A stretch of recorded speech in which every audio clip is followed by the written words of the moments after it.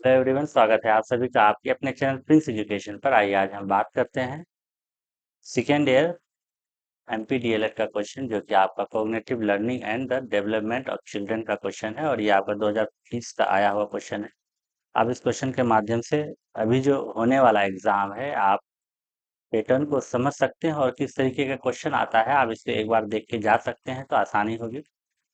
और इसमें जो आपका एक इंस्ट्रक्शन दिया रहता है कि प्रश्न संख्या 1 2 3, वो आपका किस टाइप का क्वेश्चन है, वो आपका ऑब्जेक्टिव टाइप का क्वेश्चन है।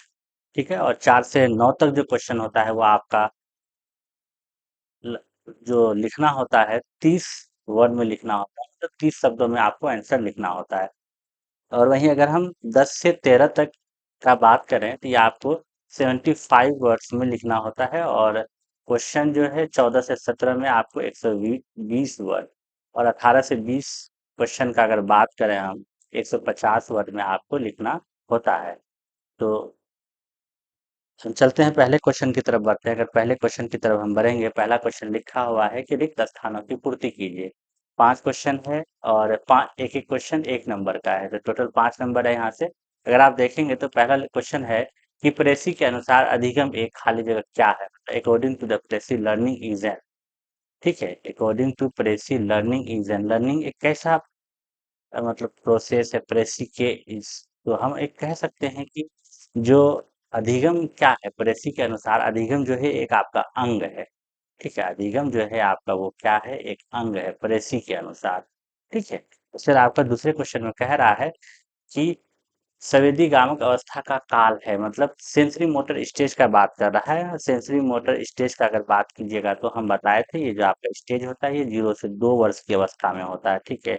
इसी पीरियड को हम क्या कहते हैं, 0 से 2 वर्ष के स्टेज को जो हम क्या कहते हैं, सेंसरी मोटर स्टेज कहते हैं।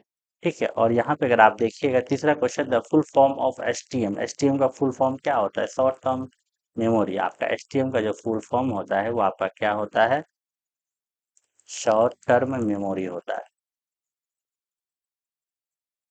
Short term memory. और अगर चौथे क्वेश्चन की बात कीजिएगा, development of language acquisition device, LAD से आप क्या समझते हैं, मतलब भाषा अर्जन युक्ति का विकास किसके द्वारा किया गया है, किसके द्वारा किया गया है। अगर आप पढ़ते भी हैं, नोम चॉम्स्की के द्वारा किया गया है ये। ठीक है, एलईडी लैंग्वेज एक्वाइजेशन डिवाइस कहते हैं इसको हम।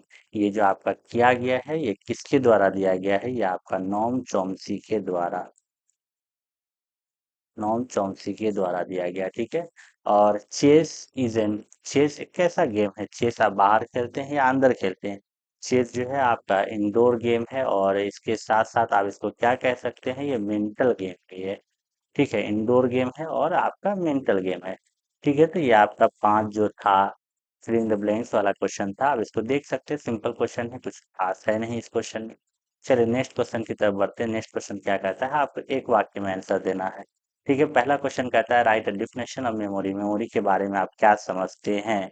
आपको लेंदी नहीं लिखना, आपको यहाँ पे कह रहा है एक वाक्य में उत्तर देना है। अगर हम एक वाक्य में उत्तर देने की बात करें तो मेमोरी से आप क्या समझते हैं कि स्मृति की एक परिभाषा लिखिए। अगर स्मृति, देखिए सबसे पहली बात तो है कि आखिर मेमोरी का डिस्कस जो किया कौन था, वुडवर्थ। ठीक है। अगर हम वुडवर्थ के अनुसार समझेंगे तो पहले से जो हम सीखे हैं, ठीक है, जो या किसी चीज का अनुभव है, तो सीधा उपयोग ही उसका क्या कहलाता है, वो स्मृति कहलाता है। तो हम इसमें लिख सकते हैं, हम इसमें बोल सकते हैं, वुडवर्थ के अनुसार, अनुसार जो पहले से, देखिए बोल रहे हैं पहले से जो हम सीख चुके हैं, जिस चीज का हमको ज्ञान है पहले से, या हमको किसी चीज का अनुभव है, और उसी ज्ञान और अनुभव के माध्यम से हम सीधा उपयोग करते हैं, तो उसी चीज को हम क्या कहते हैं, स्मृति कहते हैं। मतलब उसी चीज को हम क्या कहते हैं, मेमोरी कहते हैं। ठीक है। तो उडवर्थ, ठीक है, उडवर्थ, ठीक है, यहाँ उडवर्थ के अनुसार, ठीक है, जो पहले से,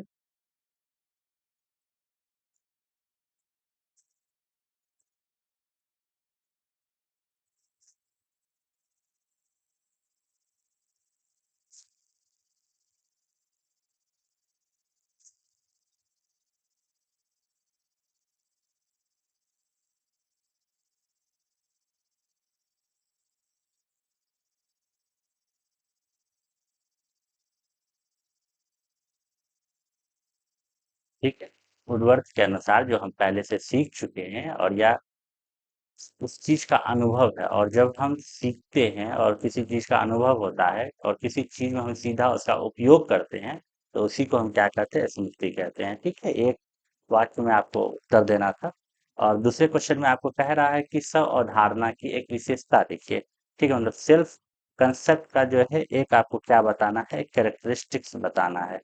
ठीक है, तो देखिए, स्व अवधारणा क्या होता है, जो सेल्फ कंसेप्ट होता है वो आपका क्या होता है, स्थैतिक नहीं होता है। कहने का मतलब है कि स्थिर नहीं होता है। हम इसमें ये कह सकते हैं कि आपका जो सेल्फ कंसेप्ट होता है वो क्या है,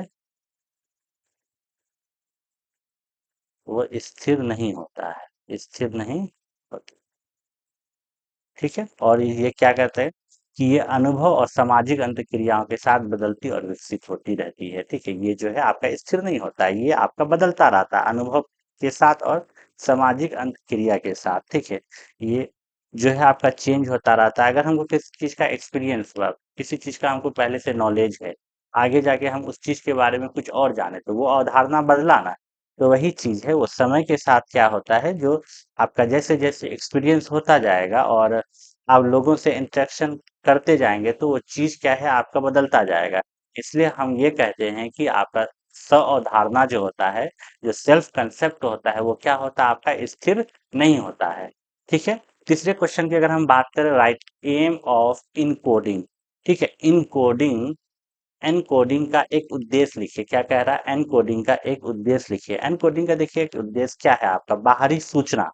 ठीक है, बाहरी सूचना को एक ऐसा रूप या कोड में बदलना जिसे हमारा मस्तिष्क आसानी से क्या कर सकता है, संग्रहित कर सकता है, मतलब स्टोर कर सकता है। एनकोडिंग आपका वही होता है कि जो बाहरी सूचना को हम उसको एक ऐसा रूप या उसको इस तरीके से हम इस कोड में बदलते हैं कि जो मेरा मस्तिष्क होता है, जो दिमाग होता है, वो क्या कर सकता है, आसानी से उस चीज को स्टोर कर सकता है। उसी को हम क्या कहते हैं, एनकोडिंग कहते हैं। ठीक है, right two types of speech defects. ठीक है, हमको क्या कह रहा है कि उच्चारण दोष के दो प्रकार लिखिए। ठीक है, हमको उच्चारण दोष का दो प्रकार लिखना है।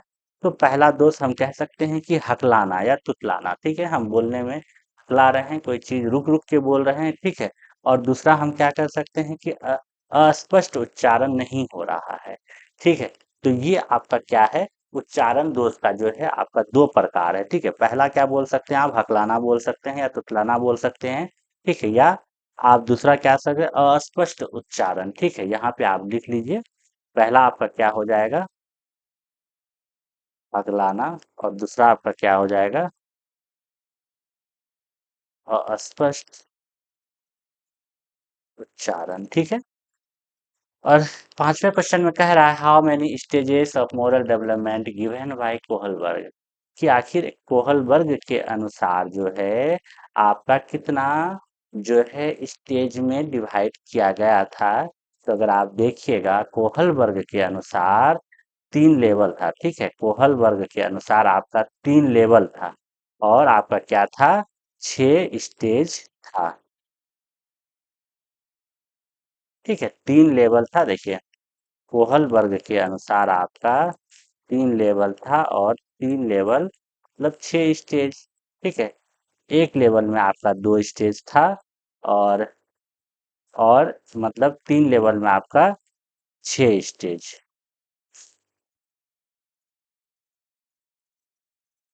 ठीक है, अगर आप देखेंगे यहाँ पे आपका कौन कौन सा लेवल था, तो हम आपको बता दें कि आपका जो इसमें लेवल था। देखिए, सबसे पहले जो है कोहलबर्ग किसके बारे में बात किए थे, कोहलबर्ग बात किए थे आपको नैतिक विकास के बारे में बात किए थे। ठीक है, मोरल डेवलपमेंट के बारे में बात किए थे। अगर आप देखिएगा, सबसे पहला जो आपका ये था वो क्या था, आपका प्री कन्वेंशनल लेवल था। ठीक है, पहला लेवल क्या था, प्री कन्वेंशनल लेवल था, और दूसरा क्या था, कन्वेंशनल था, और तीसरा जो था आपका क्या था, पोस्ट कन्वेंशनल था। और हर लेवल का जो है आपका क्या था, दो स्टेज था।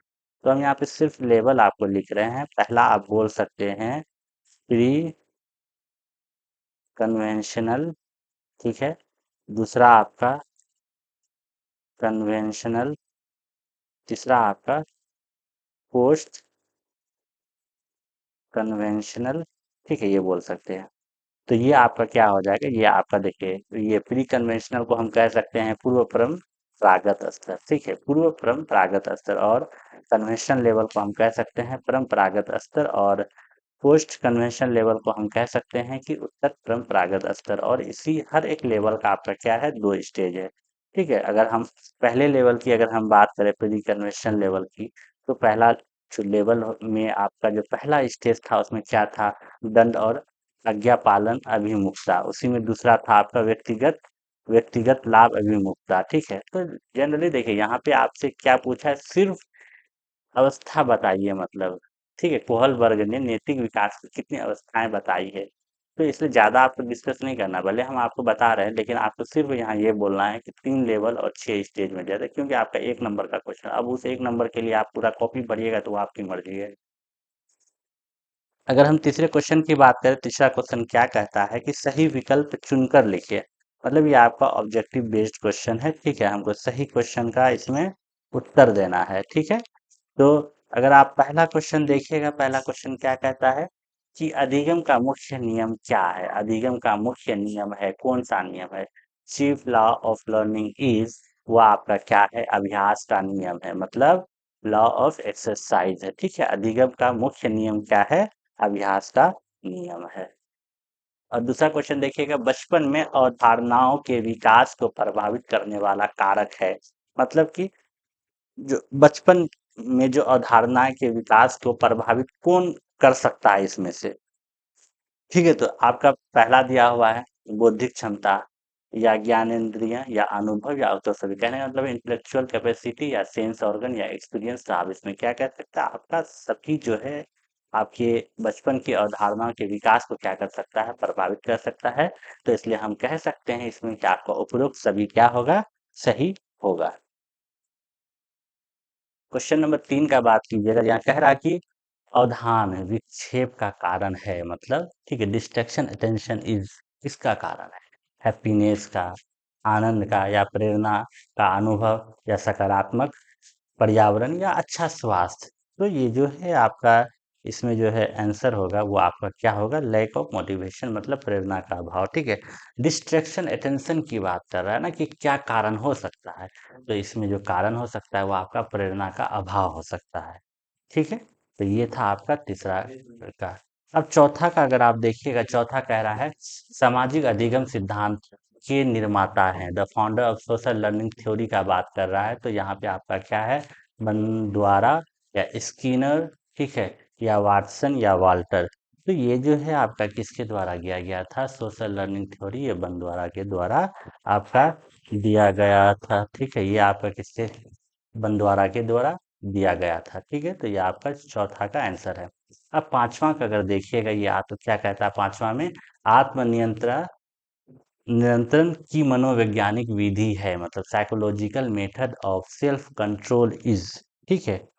क्या है ये आपका, व्यवहार का परीक्षण, या उद्दीपक नियंत्रण, या आत्म पुनर्बल, या उपरोक्त सभी। कहने का मतलब है कि psychological method of self control का बात कर रहा है, ऑब्जर्वेशन ऑफ सेल्फ बिहेवियर, या स्टिमुलस कंट्रोल, या सेल्फ रेन्फोर्समेंट, मतलब आत्म पुनर्बलन, ठीक है। तो इसमें हम कह सकते हैं कि आपका सभी जो है इस क्वेश्चन का क्या होगा, आंसर होगा, ठीक है। तो ये जो आपका 3 क्वेश्चन था, ठीक है, ये आपका मतलब ऑब्जेक्टिव बेस्ड था, या खाली जगह भरना था, या वन वर्ड में आपका आंसर देना था, ठीक है। अब आप यहाँ पे देखिए, यहाँ आपको कह रहा है मानव मस्तिष्क के अंगों के नाम लिखिए ना, क्या कह रहा है, right the name of parts of human brain. आपका ह्यूमन ब्रेन का जो क्या लिखना है, उसके पार्ट्स का नाम लिखना है, ठीक है। तो यहाँ पे आप कह सकते हैं कि देखिए ह्यूमन ब्रेन को, हम मस्तिष्क को 3 मुख्य भाग होता है, ठीक है। ज़्यादा आपको देखिए यहाँ पे जो उस तरीके से डिटेल जो यहाँ पे आंसर लिखा हुआ, सेरिबरम, सेरिबलम, ब्रेन स्टेम, ठीक है, आपको नहीं, मेन आपको क्या बताना है, मुख्य 3 भाग बताना है, ठीक है। मुख्य अगर 3 भाग आप जो बोलिएगा, देखिए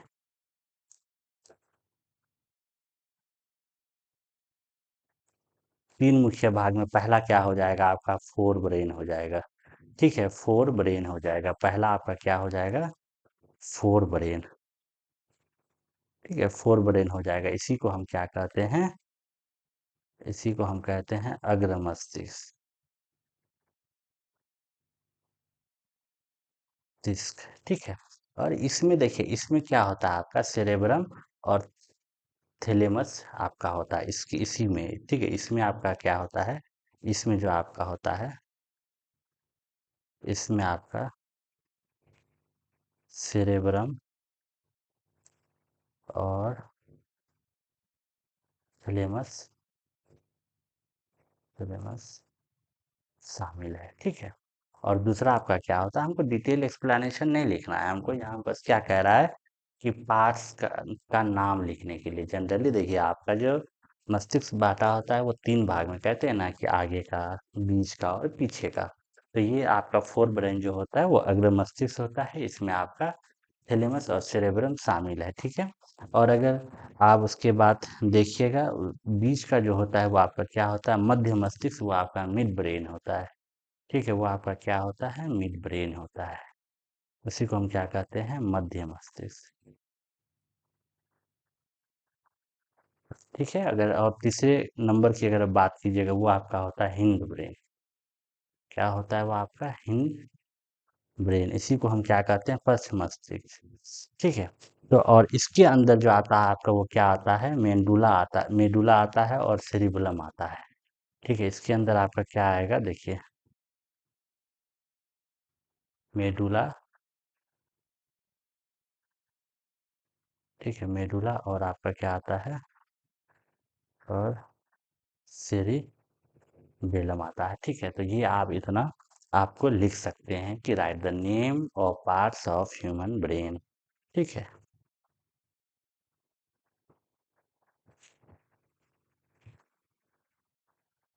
अरे देखिए, सभी का जो अपना अपना बटा होता है कि किसी का ये मतलब सोचने पर संतुलन होता है, ठीक है। मतलब सोचने पर वो कंट्रोल कर सकता है, ठीक है, कोई बैलेंस। और जो हम मेरा जो शारीरिक क्रिया को कोई क्या करता है, नियंत्रण करता है। तो उतना हमको डिटेल नहीं जाना है। चलिए, क्वेश्चन नंबर 5 की तरफ जाते हैं। क्वेश्चन नंबर 5 को अगर देखिएगा, यहाँ पे आपका लिखा हुआ है, right to characteristics of communication, मतलब संप्रेषण की 2 विशेषताएं लिखिए। संप्रेषण के बारे में हमको 2 विशेषताएं बताना है, ठीक है। तो अगर आप यहाँ पे विशेषताएं का बात कीजिएगा, तो देखिए, संप्रेषण का जो आपका विशेषता होता है, ये आपका जो होता है, यहाँ आप देख भी रहे होंगे कि द्विमार्गी प्रक्रिया, ठीक है, टू वे प्रोसेस होता है एक, ठीक है। और दूसरा क्या होता है, आपका गोल ओरिएंटेटेड होता है, ठीक है, दो कम्युनिकेशन जो आपका होता है। अगर द्विमार्गी प्रक्रिया का अगर आप बात कीजिएगा, ये क्या होता है कि संप्रेषण हमेशा दो या दो से ज्यादा अधिक व्यक्तियों के बीच विचार का आदान प्रदान प्रदान, ऐसा थोड़े कि हम अकेले कम्युनिकेशन थोड़े करेंगे। अगर हम करते भी हैं तो मिरर के सामने में खड़े होके कर रहे हैं, कि हम अपना सेल्फ कॉन्फिडेंस बढ़ाने के लिए करते हैं। लेकिन अगर आप ऐसे बात कीजिएगा, तो कम्युनिकेशन हमेशा टू वे प्रोसेस होता है, दो या दो से ज्यादा लोगों के बीच में, ठीक है। और दूसरा आप बात कीजिएगा, वो आपका क्या होता है, उद्देश्य पूर्ण होना, ठीक है। उद्देश्य पूर्ण होना का मतलब है कि सफल संप्रेषण के पीछे हमेशा एक निश्चित संदेश या उद्देश्य होता है। अगर आप किसी से बात कर रहे हैं तो कुछ तो उद्देश्य होगा ना। ऐसे तो नहीं है कि ऐसे ही बिना इसके बात कर रहे हैं आप। तो यहाँ पे आप अगर देखे भी होंगे तो लिखा होगा, टू वे प्रोसेस में देखिएगा, संचार में प्रेषक और प्राप्तकर्ता दोनों होते हैं, ठीक है, जो बात कर रहा है और जो सुन रहा है, ठीक है। तथा प्रतिक्रिया महत्वपूर्ण होती है, और सूचना का आदान प्रदान, ठीक है, संचार के माध्यम से विचारों और भावनाओं और सूचनाओं का आदान प्रदान क्या किया जाता है, किया जाता है। चलिए, क्वेश्चन नंबर 5 की तरफ 6 की तरफ बढ़ रहे हैं। क्वेश्चन नंबर 6 कहता है, खेल के दो कार्य समझाएं, explain two function of games. देखिए, क्वेश्चन इतना सिंपल है कि आप समझ के लिख सकते हैं। खेल के दो कार्य समझ, अगर मान के चलिए आप खेल रहे हैं, तो क्यों खेल रहे हैं, कुछ तो आखिर उसका रीजन होगा ना। सबसे पहले जो अगर बच्चा खेलता है तो उसका क्या होता है, शारीरिक विकास होता है। हाँ, और बच्चा अगर खेलता है तो क्या होता है, समाजीकरण होता है। बच्चा अकेले तो नहीं खेलता है, सिर्फ घर के लोगों के साथ तो नहीं खेलता। अगर वो खेलता है तो बहुत सारे लोग होते हैं, हाँ, बहुत सारा बच्चा होता है, मोहल्ले का बच्चा होता है, हो सकता है कि 5-6 मोहल्ले का बच्चा हो। तो वहाँ क्या हो रहा है, समाजीकरण का उसका डेवलपमेंट हो रहा है। तो अगर शारीरिक विकास की आप बात कीजिएगा, तो इसमें क्या होता है, खेल बच्चों की मांसपेशियों को मजबूत बनाते हैं और क्या करते हैं, शारीरिक स्वास्थ्य को सुधारता है, ठीक है। और उसके बाद आपका समाजीकरण का अगर हम बात करें, तो खेल के माध्यम से क्या होता है, बच्चे समूह में रहना और सहयोग करना और नियमों का पालन करना सीखते हैं। क्वेश्चन नंबर 7 देखिए, क्वेश्चन नंबर 7 क्या कहता है, नैतिक विकास से आप क्या समझते हैं? मोरल डेवलपमेंट मतलब कोहलबर्ग इसके बारे में बताए थे ना, जहाँ पे आपको 3 लेवल और 6 स्टेज में बांटे थे। 3 लेवल जो अभी जस्ट आपको बताए वो क्या था, आपका प्री कन्वेंशनल लेवल था, और कन्वेंशनल लेवल, और आपका क्या था, पोस्ट कन्वेंशनल लेवल था, ठीक है।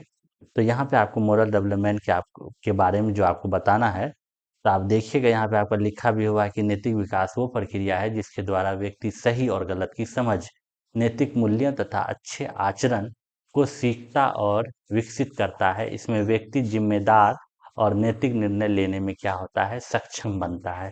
ठीक है, ये मोरल डेवलपमेंट के बारे में आपको, ठीक है। तो जैसे क्या होता है कि नैतिक विकास जिसके द्वारा है ना, व्यक्ति देखिए, मोरल डेवलपमेंट का मतलब कि व्यक्ति क्या सही और गलत का समझ उसके अंदर पैदा होता है, ठीक है। नैतिक मूल्य तथा अच्छे आचरण से सीखता है, विकसित करता है। इससे व्यक्ति जिम्मेदार और नैतिक निर्णय लेने में क्या होता है, सक्षम बनता है। तो ये आपका मोरल डेवलपमेंट के बारे में बात, ठीक है। तो चलिए हम क्वेश्चन नंबर 8 की तरफ चलते हैं। क्वेश्चन नंबर 8 क्या है आपका, right to characteristics of learning, मतलब अधिगम के दो विशेषताओं को लिखिए। अधिगम के दो विशेषताओं को हमको लिखना है। तो अगर आप देखेंगे, पहला विशेषता क्या हो सकता है आपका, कि अधिगम जो है वो क्या होता है, परिवर्तनशील होता है, ठीक है। हम जो व्यक्ति का जो व्यवहार में अनुभव और अभ्यास के कारण बदलता है, ठीक है। जो उसका जो ऐसा थोड़ा है कि हम बचपन में जो सीखे तो वही सीखते रहेंगे, नहीं, वह अनुभव के साथ चीजें बदलती रहती है। तो वही चीज कह रहा है कि लर्निंग जो है एक क्या है, वो परिवर्तनशील है, ठीक है। पहला कैरेक्टरिस्टिक हम बोल सकते हैं। और दूसरे में हम क्या सकते हैं, अधिगम जीवन पर्याप्त चलता रहता है, लाइफ लॉन्ग जो है हम चीजों को सीखते रहते हैं। अब पहले आप देखेंगे कि अगर बचपन में जब बच्चा प्री नर्सरी से स्कूल जो शुरू करता है, पहले ए सीखता है, फिर ए फॉर एप्पल बोलता है, फिर उसी ए को कहाँ पे हमको यूज करना है वो चीज सीखता है। तो क्या हो रहा है कि सीखना जो है लाइफ लॉन्ग प्रोसेस है, ठीक है। तो जीवन पर्याप्त चलता रहता है अधिगम। तो यहाँ पे आपका लिखा भी हुआ है कि सीखना व्यवहार में परिवर्तन लाता है। सीखने के परि परिणाम स्वरूप व्यक्ति के ज्ञान कौशल या व्यवहार में क्या होता है, परिवर्तन होता है। सीखना एक निरंतर प्रक्रिया है, मतलब चलते रहती है, जीवन भर चलने वाली प्रक्रिया है, जो अनुभव और अभ्यास से विकसित होती है। क्वेश्चन नंबर आप 9 देखें। क्वेश्चन नंबर 9 कह रहा है, विस्मृति के प्रकार लिखिए, right the types of forgetting, ठीक है। विस्मृति मुख्य रूप से जो होता है आपका, वो दो प्रकार का होता है, आपका एक्टिव फॉरगेटिंग और क्या होता है, पैसिव फॉरगेटिंग। और एक्टिव फॉरगेटिंग को हम क्या कहते हैं, कि जब व्यक्ति किसी अप्रिय घटना को जानबूझकर भूलना चाहता है, मतलब कि एक्टिव फॉरगेटिंग ऐसा होता है कि कोई वैसा घटना है जो व्यक्ति भूल जाना चाहता है, उसके बारे में डिस्कस नहीं करना चाहता है, ठीक है। और एक होता है पैसिव फॉरगेटिंग, क्या होता है ये आपका, कि समय बीतने के साथ अभ्यास ना करने से स्वतः ही भूल जाता है। वो ऐसा चीज है कि मान के चलिए आप क्रिकेट अच्छा खेल रहे हैं, लेकिन अचानक आप उसको छोड़ दीजिएगा तो धीरे धीरे आप वो चीज भूलने लगे, मतलब हो सकता है कि शॉट आप नहीं मार पाएंगे। तो यही चीज है आपका एक्टिव फॉरगेटिंग और पैसिव फॉरगेटिंग, ठीक है। क्वेश्चन नंबर 10 को देखिए। क्वेश्चन नंबर 10 कह रहा है कि खेल के कार्यों को लिखिए।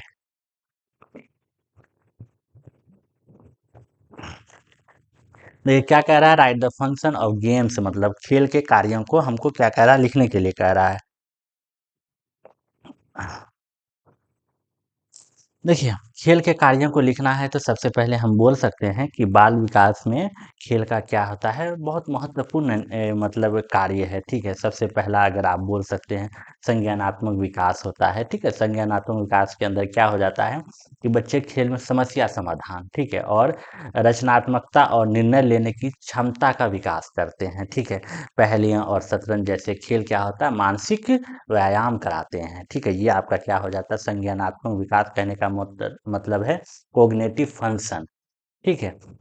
और आप कह सकते हैं, आप उसके बाद क्या कह सकते हैं आप, संवेदनात्मक संतुलन, मतलब इमोशनल रिलीज, ठीक है। वो आपका क्या हो जाता है, जैसे खेल के मैदान में बच्चे की भावना, जैसे गुस्सा, हार का दुख या जीत का खुशी पर नियंत्रण रखना सीखते हैं। बच्चा कभी हार जाता है, बहुत तकलीफ होता है, लेकिन वो क्या हो रहा है, उस चीज का संतुलन बनाए रख रहा है, ठीक है। तो हर चीज सीखता है, खुश भी होता है, रोता भी है ना, हर एक चीज बच्चा सीखता है। तो इसी को हम क्या कहते हैं, इमोशनल रिलीज कहते हैं, मतलब कि संवेगात्मक संतुलन कहते हैं, ठीक है।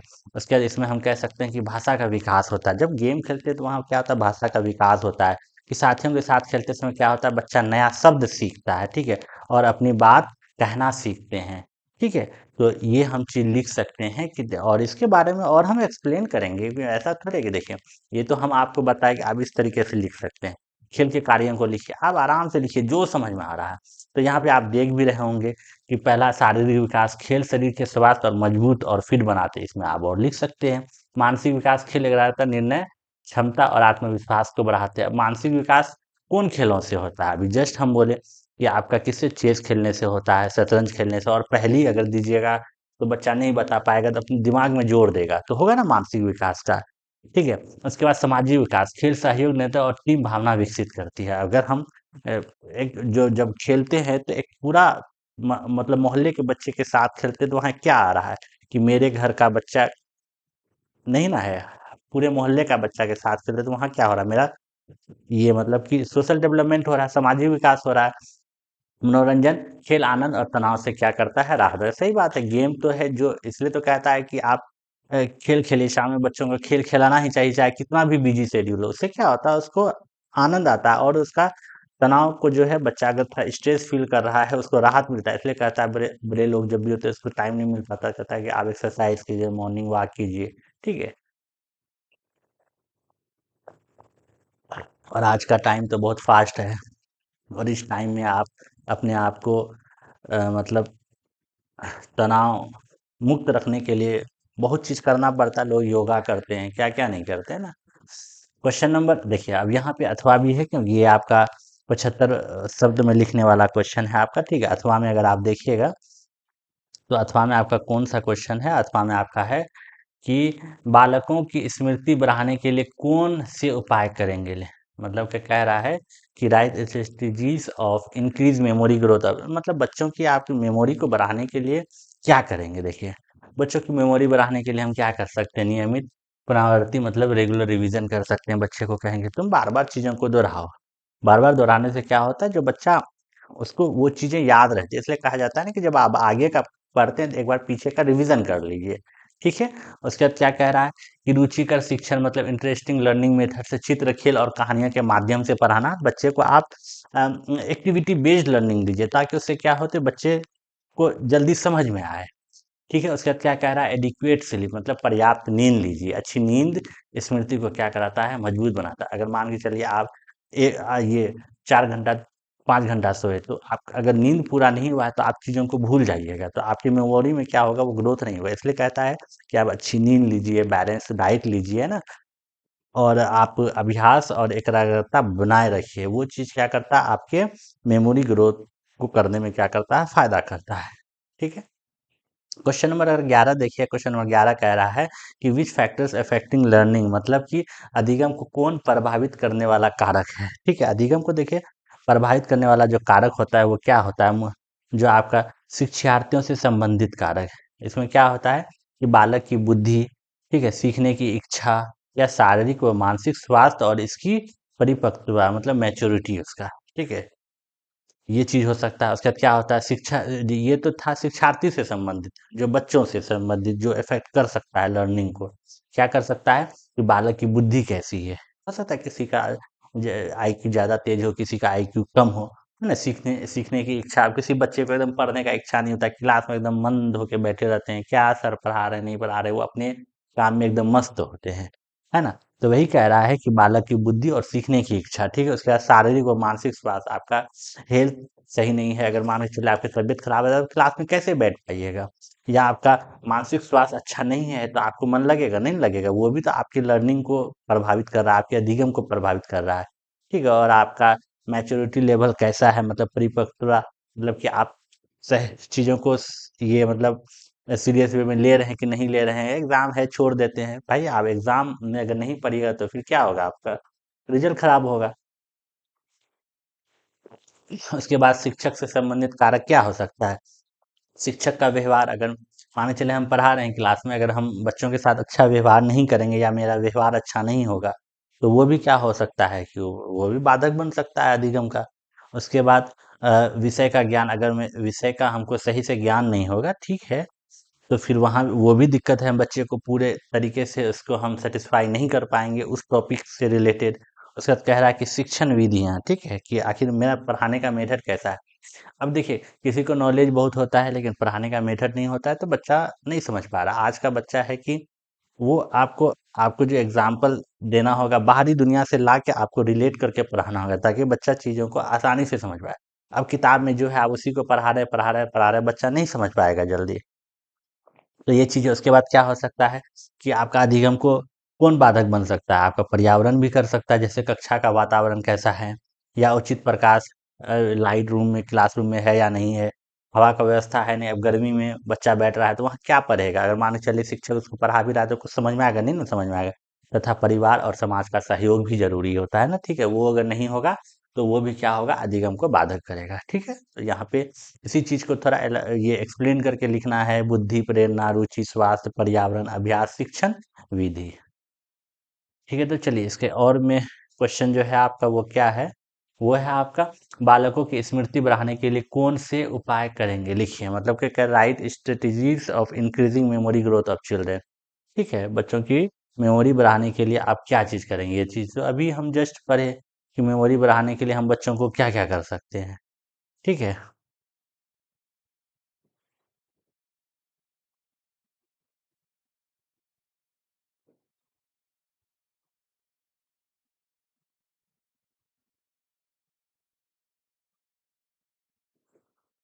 चलिए जैसे यहाँ पे है कि रेगुलर रिवीजन है ना, जिस चीज़ों को बार बार बच्चों को दोहराएंगे।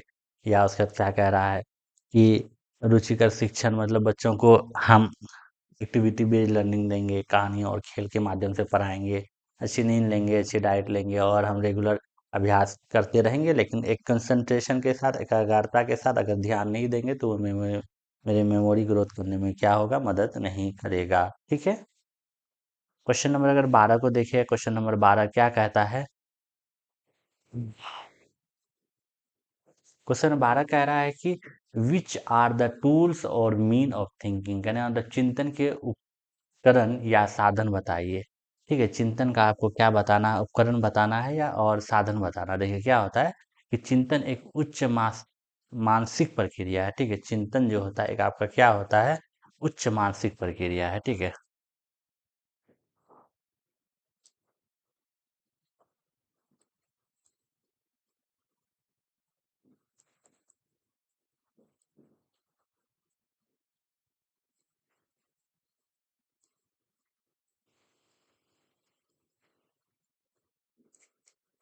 मानसिक प्रक्रिया है जिसे सुचारू रूप से चलने के लिए किसका जरूरत होता है? मस्तिष्क का जरूरत होता है।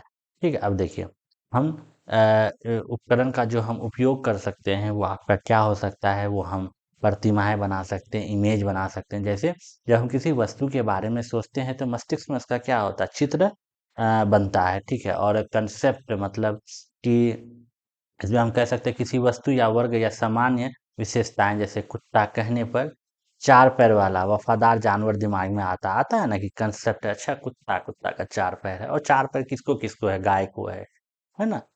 और चार पैर किसको है? हाँ, भैंस को है।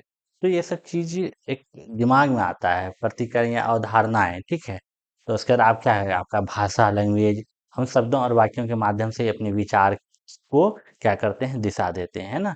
उसके बाद क्या हो जाता है? आपका सिंबल और साइन हो जाता है। ठीक है, सूत्र और क्या होता है? प्रतीक होता है। ठीक है, गणित या विज्ञान संकेत में जो अमूर्त चिंतन में मदद करता है। ठीक है,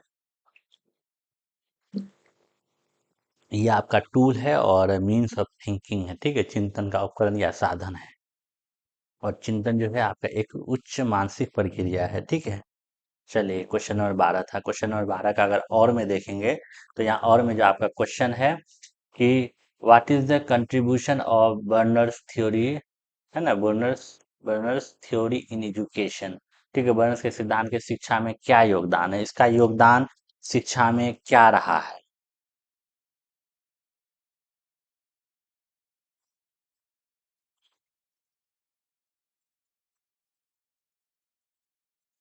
ठीक है, क्या पूछ रहा है कि इसका शिक्षा में जो है योगदान इसका क्या रहा है आपको?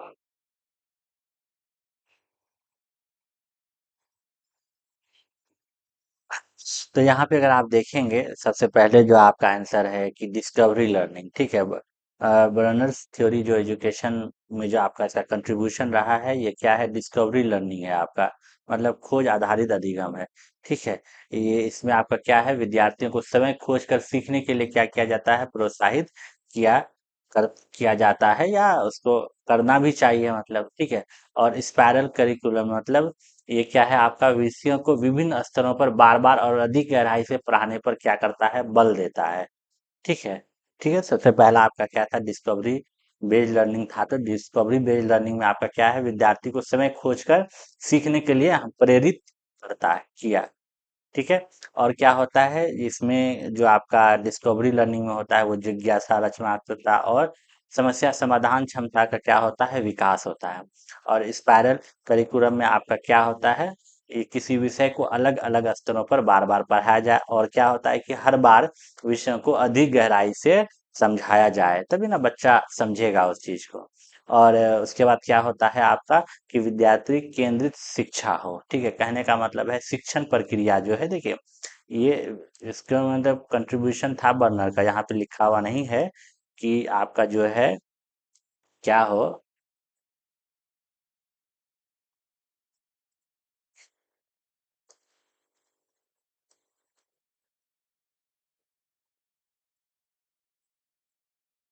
इसमें ये भी लिख सकते हैं आप कि विद्यार्थी केंद्रित शिक्षा, कहने का मतलब है शिक्षण प्रक्रिया में विद्यार्थी को सक्रिय भूमिका दी जाती है। ठीक है, उसके बाद क्या होता है, शिक्षक यहाँ पे किसका काम करता है, फैसिलिटेटर का भूमिका निभाता है।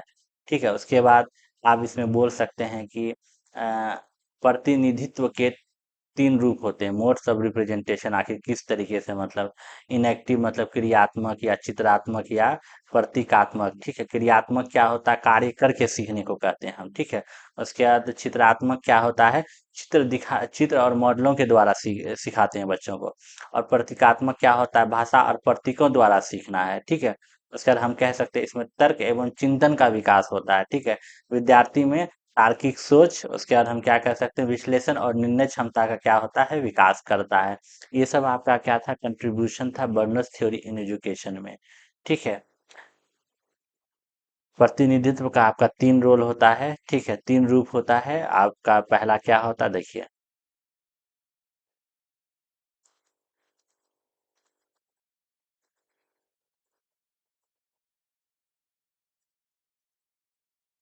पहला आपका होता है इनएक्टिव, आइकोनिक, उसके बाद आपका होता है सिंबॉलिक। ठीक है, इनएक्टिव क्या होता है, कार्य करके सीखता है इसमें। और आइकॉनिक क्या होता है, चित्र या मॉडलों के द्वारा। और सिंबॉलिक क्या होता है, भाषा के प्रतीकों द्वारा सीखा जाता है। ठीक है, चलिए क्वेश्चन नंबर 13 की तरफ बढ़ते हैं। क्वेश्चन नंबर 13 आपका क्या है, क्वेश्चन नंबर 13 को आपका देखिएगा, यहाँ कहता है संप्रेषण के प्रकारों का वर्णन कीजिए, मतलब डिस्क्राइब टाइप्स ऑफ कम्युनिकेशन। हमको कम्युनिकेशन के बारे में हमको बताना है कि कम्युनिकेशन से हम समझते क्या है, संप्रेषण से हम समझते क्या है। देखिए, संप्रेषण का जो जनरली क्या होता है, वो आपका मुख्य दो रूप होता है, वर्बल होता है या नॉन वर्बल होता है। ठीक है, अगर हम वर्बल में बात करेंगे उसको हम क्या कहते हैं, शाब्दिक, मतलब देखिए इसको हम वर्बल कम्युनिकेशन को हम कह सकते हैं मौखिक संचारण, या हम इसको कह सकते हैं, क्या कह सकते हैं, अ, शाब शाब्दिक संप्रेषण। ठीक है, और इसमें क्या होता है आपका, कि मौखिक होता है। मौखिक कहने का मतलब है कि बोलकर बातचीत करना, व्याख्यान देना। ठीक है, या हम क्या करते हैं, लिखकर पत्र या पुस्तकें, ईमेल से संदेश भेजना, जैसे यहाँ लिखा हुआ है, बोलकर या लिखकर विचारों का आदान प्रदान करना। ठीक है, एक होता है आपका वर्बल नॉन वर्बल कम्युनिकेशन, इसको हम क्या कर सकते हैं, अशाब्दिक संप्रेषण, जैसे अमौखिक संचार कहते हैं इसको। ये आपका क्या होता है, एक बॉडी लैंग्वेज। ठीक है, चेहरे के हाव भाव, उठने बैठने का तरीका, इसमें आपको वो देखता है। उसके बाद क्या होता है, स्पर्श और आंखों, आंखों ही आंखों में इशारा करना या हाथ हिलाना। ठीक है, देखिए यहाँ लिखा भी हुआ है, हाव भाव, चेहरे के भाव और संकेत आदि के माध्यम से क्या करना, संचार करना, बातचीत करना। औपचारिक संचार मतलब फॉर्मल कम्युनिकेशन क्या होता है, संगठन या संस्था के निर्धारित नियमों के अनुसार होने वाला संचार, मतलब कोई संगठन है या कोई संस्था है, उसके द्वारा निर्धारित नियम है और उसके अनुसार जो वहाँ संचार हो रहा है। ठीक है, उसके बाद क्या कहता है, अनौपचारिक संचार मतलब इनफॉर्मल कम्युनिकेशन, बिना किसी औपचारिक नियम के होने वाला संचार। ये आपका क्या था, टाइप्स ऑफ कम्युनिकेशन के बारे में था। ठीक है।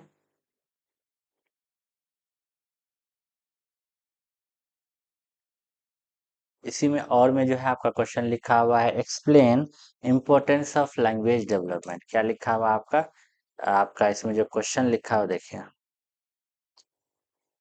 इसमें भाषा विकास के महत्व को समझाइए, explain importance of language development. ठीक है, तो अगर आप देखेंगे यहाँ पे जो है आ, आप देखेंगे, देखिए यहाँ पे जो आपका लिखा हुआ है, भाषा विकास का महत्व, importance of language development is, तो विचारों की अभिव्यक्ति। ठीक है, भाषा के माध्यम से व्यक्ति अपने विचारों और भावनाओं को व्यक्त करना क्या करता है, सीखता है। ठीक है, उसके बाद क्या कह रहा है कि संचार कौशल का विकास होता है, भाषा प्रभावी संचार में क्या करता है, सहायता करता है। उसके बाद आपका कह रहा है शैक्षिक विकास। ठीक है, भाषा सीखने और ज्ञान प्राप्त करने का आधार होता है। और सामाजिक विकास, इसमें क्या होता है आपका, भाषा लोगों के साथ संबंध बनाने और समाज में समायोजन करने में क्या करता है, मदद करती है। ठीक है, ये आपका मतलब इम्पोर्टेंस ऑफ लैंग्वेज डेवलपमेंट है। ठीक है। ठीक है, तो आप बोल सकते, देखिए कि संचार का साधन है भाषा। ठीक है, लैंग्वेज डेवलपमेंट, या बौद्धिक विकास में सहायता करता है, या सामाजिक विकास में भी सहायता करता है। भावनात्मक अभिव्यक्ति, तो मतलब कहने का मतलब बच्चा अपनी खुशी, दुख और क्रोध, अपनी भावनाओं को भाषा के द्वारा क्या करता है, व्यक्त करता है। या शैक्षिक सफलता हो गया आपका, व्यक्तित्व विकास हो गया, या आपका संस्कृति का संरक्षण हो गया। ये सारा चीज जो है आपका किस में आएगा, इम्पोर्टेंस ऑफ लैंग्वेज डेवलपमेंट में आ जाएगा। ठीक है, चलिए क्वेश्चन नंबर 14 की तरफ बढ़ते हैं। क्वेश्चन नंबर 14 क्या कहता है, क्वेश्चन नंबर 14, अब देखिए यहाँ पे ये लॉन्ग आंसर टाइप क्वेश्चन हो गया, मतलब दीर्घ उत्तरीय प्रश्न है, हमको 120 शब्दों में लिखना है। पहला क्वेश्चन आपका क्या कह रहा है, बहुभाषिकता क्या है, बहुभाषिकता क्या है, मतलब कि लिंग्विस्टिक डिफरेंस क्या है, और उसके महत्व को समझाइए, मतलब बहुसांस्कृतिक कक्षा के लिए इसके महत्व को समझाइए। What is linguistic difference and explain its importance for multicultural classroom. देखिए क्या होता है, सबसे पहले तो देखिए बहुभाषिकता क्या है, तो उसके बारे में हम देंगे। यहाँ पे आपको लिखा नहीं हुआ है, हम बता दे रहे थे बहुभा देखिए हमको सबसे पहले बताना है कि बहुभाषिकता क्या है। तो हम उसको बोल सकते हैं एक ही कक्षा में, देखिए समझिएगा, सही से सुनिएगा, कि एक ही कक्षा में या क्षेत्र में अलग अलग जो मातृभाषा बोलने वाले बच्चे की उपस्थिति को ही हम क्या कहते हैं, बहुभाषिकता कहते हैं। अगर एक कॉलोनी में हो सकता है कोई बंगाली बोले, हो सकता है कोई साउथ का भाषा बोले, हो सकता है कोई आपका बिहार का भाषा बोले, भोजपुरी। तो क्या हो रहा है कि एक ही कक्षा में या एक ही कॉलोनी में जो डिफरेंट डिफरेंट जो मातृभाषा बोलने वाला बच्चा का जो उपस्थिति होता है, तो उसी को हम क्या कहते हैं, बहुभाषिकता कहते हैं। ठीक है, और भारतीय संदर्भ में ये एक सामान्य और प्राकृतिक क्या है, विशेषता है। ठीक है, इसी को हम क्या कहते हैं, बहुभाषिकता कहते हैं।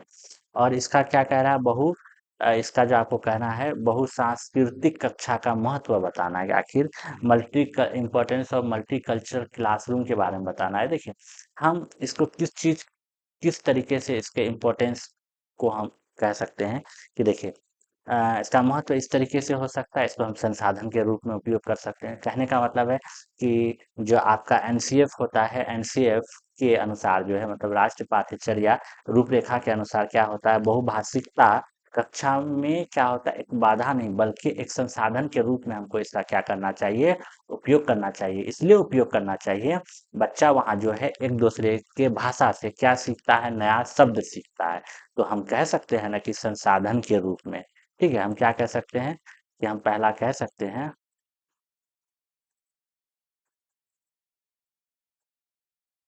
संसाधन के रूप में इसका। ठीक है, और दूसरे में हम क्या कर सकते, संज्ञानात्मक लाभ।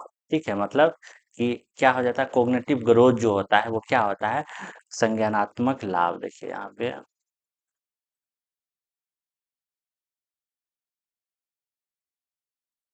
लाभ, ये आपका क्या हो जाएगा, कि जो बच्चा एक से अधिक भाषा जानता है, उनका मानसिक लचीलापन और रचनात्मकता और समस्या सुलझाने की क्षमता अन्य बच्चे से क्या होता है, बेहतर होता है। कोई भी बच्चा अगर ज़्यादा भाषा जान रहा है तो उसको उसका जो मानसिक क्या होता है वो लचीलापन और रचनात्मक समस्या को सुलझाने में क्या करता है, अन्य बच्चों की तुलना में वो क्या होता है कि बेहतर होता है। उसके बाद आपका क्या होता है, सहानुभूति और सम्मान। ठीक है, तीसरे में हम बोल सकते हैं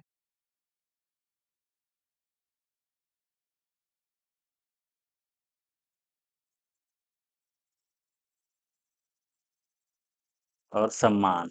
इसमें हम कह सकते हैं जब अलग अलग संस्कृति और भाषा का जो बच्चा कक्षा में स्थान मिलता है तो उनमें से आपसी सम्मान और क्या आता है, सामाजिक समरसता की भावना विकसित होती है। ठीक है, तो ये था आपका तीन जो हम संसाधन के रूप में संज्ञानात्मक लाभ, सहानुभूति और सम्मान। तो यहाँ पे जैसा आपका लिखा हुआ समावेशिता को बढ़ावा देता है, संचार कौशल का विकास करता है, सांस्कृतिक समझ बढ़ती है, अधिगम को प्रभावी बनाता है, लर्निंग के आपके लर्निंग को अच्छा बनाता है ना। अगर आपको 2-4 लैंग्वेज आ रहा है तो ठीक है, वो आपके सपोर्ट करता है, ठीक है। और सहनता और सम्मान ये विकसित करती है, छात्रों में विविधता के प्रति सकारात्मक दृष्टिकोण क्या होता है, का विकास होता है, ठीक है। और व्यवसायिक नागरिकता के लिए तैयार करती, प्रिपेयर करता है स्टूडेंट को ग्लोबल फॉर ग्लोबल सोसाइटी के लिए, ठीक है। इसी का क्वेश्चन नंबर 14 का ही और देखिएगा तो और में जो है आपका क्या है कि कहानी शिक्षण का सीखने में क्या महत्व होता है।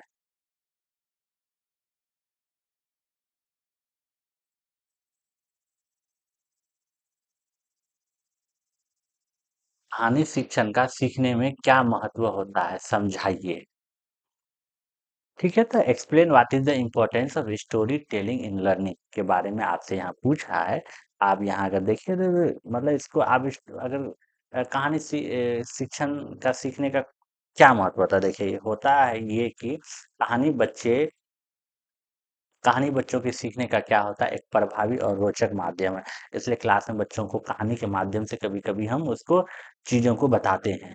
ठीक है? इसके माध्यम से क्या होता है, बच्चे का जो ज्ञान हो के साथ-साथ क्या होता है, नैतिक मूल्य और जीवन कौशलों को भी सिखाते हैं। जब कहानी का जब सार बताते हैं कि ये जो कहानी हम बताए इससे तुमको क्या सीख मिली?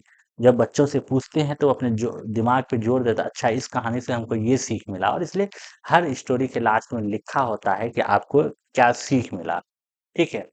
तो देखिए क्या होता है, सबसे पहले तो कहानी शिक्षण से जो है का जो महत्व होता है, रुचि और ध्यान बढ़ाती है। बच्चे इंटरेस्ट लेते हैं और ध्यान से सुनते हैं, ठीक है? उसके बाद क्या होता है कि कल्पना शक्ति का विकास होता है। कहने का मतलब है जब बच्चा कहानी सुनता है या पढ़ता है तो विभिन्न परिस्थितियों की कल्पना करता है। वो ऐसा फ़ील करता है कि इसमें जो कोई कैरेक्टर है वो हम ही हैं मतलब, ठीक है? कल्पना शक्ति का क्या होता है, विकास होता है। उसके बाद जब बच्चा कहानी पढ़ता है तो उसके भाषा विकास में भी क्या करता है, सहायता करता है। ठीक है, शब्दावली बोलने, सुनने और पढ़ने की क्षमता में क्या होता है, वृद्धि होता है।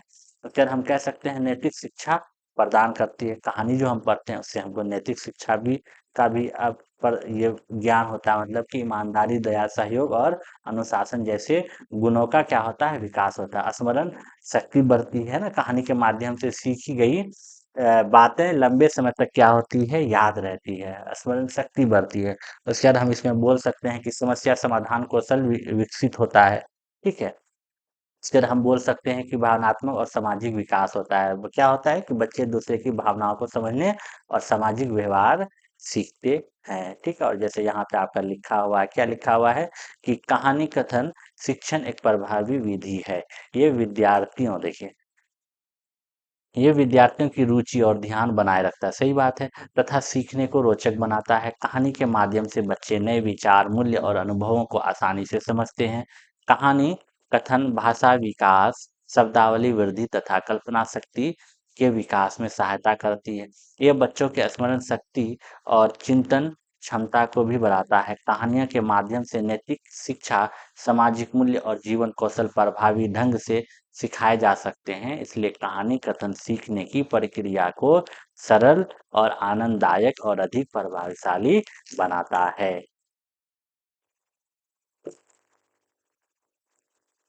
चलिए क्वेश्चन नंबर 15 को देखिएगा। क्वेश्चन नंबर 15 कह रहा है आपका, देखिए पियाजे का सिद्धांत पूछा है ना, कैरेक्टरिस्टिक्स ऑफ जीन पियाजे। जीन पियाजे का आपका क्या कैरेक्टरिस्टिक्स है? ठीक है, जीन पियाजे का अगर आप कैरेक्टरिस्टिक्स का बात कीजिएगा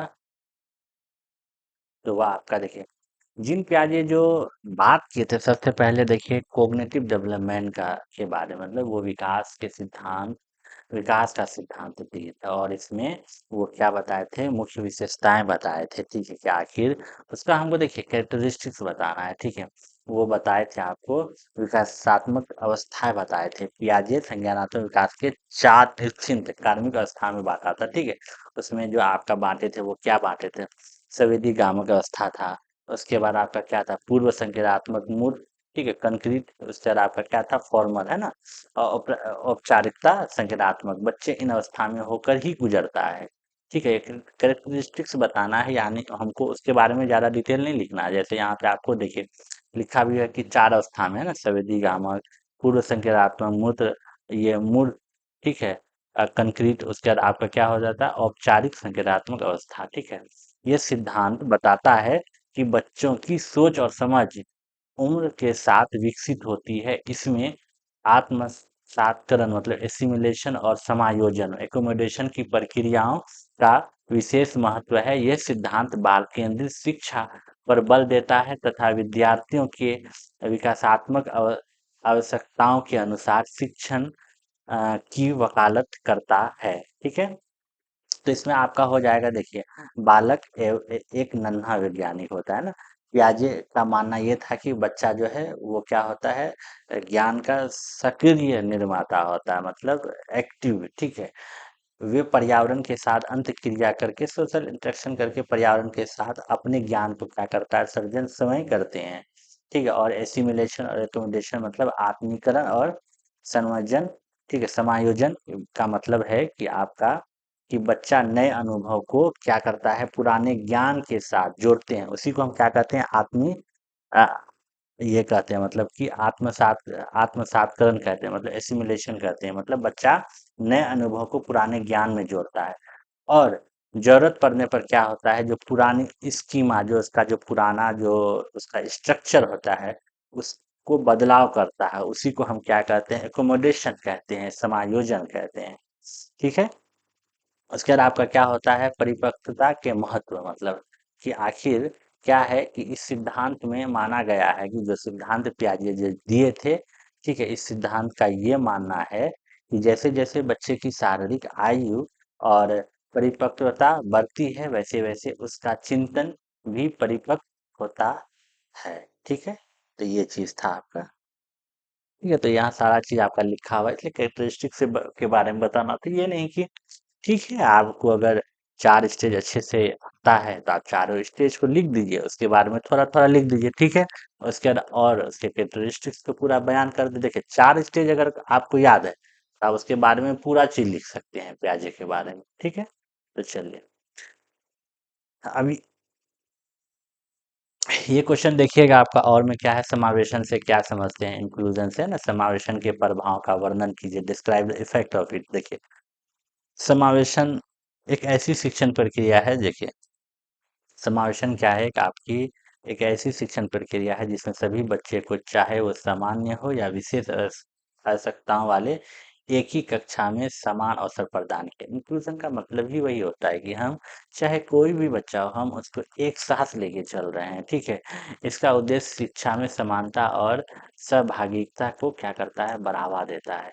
और आखिर इसका प्रभाव क्या पड़ता है, प्रभाव ये पड़ता है कि सभी विद्यार्थी में समानता और सम्मान की भावना विकसित होती है। ठीक है, उसके बाद सामाजिक कौशल तथा सहयोग का भावना बढ़ता है। ठीक है, और उसके बाद क्या होता है, आत्मविश्वास और आत्मसम्मान में वृद्धि होती है। उसके बाद क्या होता है, भेदभाव और पूर्वाग्रह कम होते हैं। ठीक है, भेदभाव, जब बच्चा एक साथ है तो फिर भेदभाव नहीं ना रहता है भाई, कि बच्चे में कोई भेदभाव नहीं रहता। भले वो बड़े जाके आप जिस सोसाइटी में रह रहे हैं तो अलग बात है कि आ जाता है, लेकिन छोटे बच्चों में कोई भेदभाव नहीं होता है। ठीक है, सीखने के अवसर सभी के लिए उपलब्ध होते हैं। विद्यालय का वातावरण अधिक सकारात्मक और लोकतांत्रिक बनता है। उसके बाद क्या है, इस प्रकार से समावेशन शिक्षा को अधिक न्यायपूर्ण, प्रभावी और सभी के लिए क्या होता है, सुलभ बनता है। ठीक है, ये आपका इंक्लूजन। ठीक है। तो क्वेश्चन नंबर 16 को आप देखिए। क्वेश्चन नंबर 16 आपका क्या कहता है कि चिंतन एवं अधिगम के मध्य क्या संबंध है, मतलब कि थिंकिंग और लर्निंग के बीच में रिलेशनशिप बताना क्या है, आखिर स्पष्ट कीजिए इसको। आपको स्पष्ट करना, देखिए चिंतन और अधिगम जो है एक ही सिक्का का क्या होता है, दो पहलू है। ठीक है। और इसके बीच में गहरा और अटूट संबंध होता है। वो किस तरीके का संबंध है आप देख लीजिए। चिंतन अधिगम का आधार क्या है कि बिना सोचे समझे किया गया कार्य रटना हो सकता है, लेकिन वास्तविक अधिगम जो है आपका सार्थक सीखना नहीं है। मतलब कि क्या होता है कि जैसे बिना सोचे समझे जो हम किसी कार्य कर रहे हैं, वो क्या होता है, आपका रचना हो सकता है। ठीक है। लेकिन वास्तविक अधिगम नहीं हो सकता है। ठीक है। जब छात्र किसी समस्या पर चिंतन करते हैं, भी वो गहरे अर्थ को समझ पाते हैं। ठीक है। आप किसी चीज के बारे में क्वेश्चन आंसर लिख दें, खूब रट रट रट रट रट रट रट बता दिए, वो आपका एक रटन रोट मेथड हो गया कि आप रट के चीजों को याद कर रहे हैं।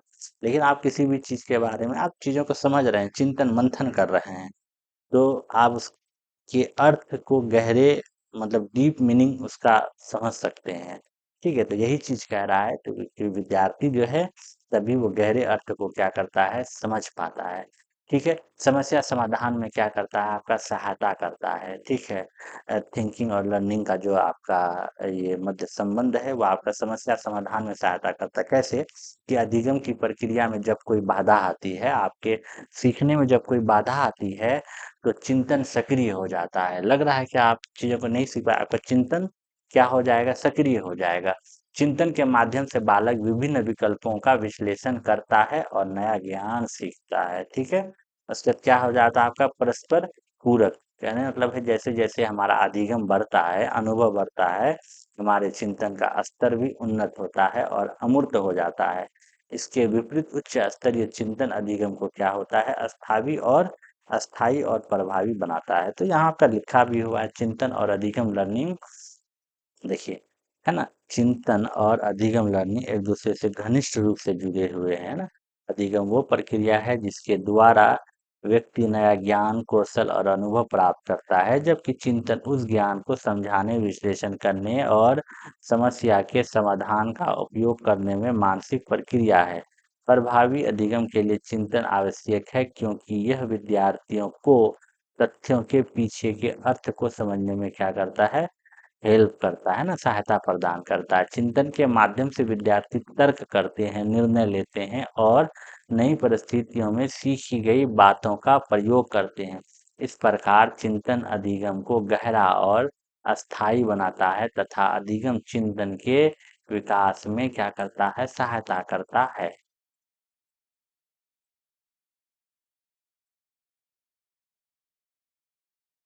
ठीक है। अब जो अगला क्वेश्चन आपका, तर्क किसे कहते हैं ना, और इसका प्रकार आपको बताना। देखिए तर्क क्या है, देखिए रीजनिंग है, वो एक मानसिक प्रक्रिया होता है। तर्क जो है आपका मानसिक ही प्रक्रिया है ना, जिसके द्वारा क्या करता है, व्यक्ति उपलब्ध तथ्यों और अनुभवों तथा प्रमाणों के आधार पर निष्कर्ष निकालता है।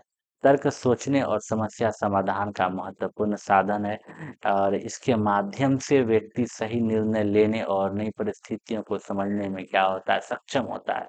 तर्क के प्रमुख प्रकार हैं आपका, क्या है, आगमनात्मक तर्क, मतलब इंडक्टिव रीजनिंग, विशेष तथ्यों से सामान्य निष्कर्ष निकालना, है ना। उसके बाद आपका डिडक्टिव हो जाता है निगमनात्मक तर्क। ठीक है। सामान्य नियमों से विशेष निष्कर्ष निकालना। ठीक है। क्रिटिकल रीजनिंग हो जाता है तथ्यों का विश्लेषण कर उचित निर्णय लेना। उसके बाद आपका क्रिएटिव रीजनिंग हो जाता है सृजनात्मक तर्क, नए विचारों और समाधानों का निर्माण करना। इस प्रकार तर्क मानव चिंतन और अधिगम का क्या होता है, एक महत्वपूर्ण आधार होता है। ठीक है। इसमें देख सकते हैं आपका inductive reasoning, deductive reasoning, critical, creative है, सबके बारे में आपका बताया भी गया है यहाँ पे। ठीक है। अब हम देख रहे हैं यहाँ पे कि वाइगोस्की के सिद्धांत के प्रमुख शैक्षिक निहितार्थ लिखिए, मतलब क्या लिखना है हमको कि write educational implication of Vygotsky theory, Vygotsky theory के बारे में बताना। सबसे पहले देखिए, अगर वैगोस्की का आप बात करते हैं तो वो जो सिद्धांत दिए थे वो क्या दिए थे, आपका सामाजिक सांस्कृतिक सिद्धांत दिए थे, मतलब सोशल कल्चरल थ्योरी के बारे में वैगोस्की बोले थे आपका, ठीक है। शिक्षा जगत में इसका भी क्या है, बहुत महत्वपूर्ण योगदान रहा है, ठीक है।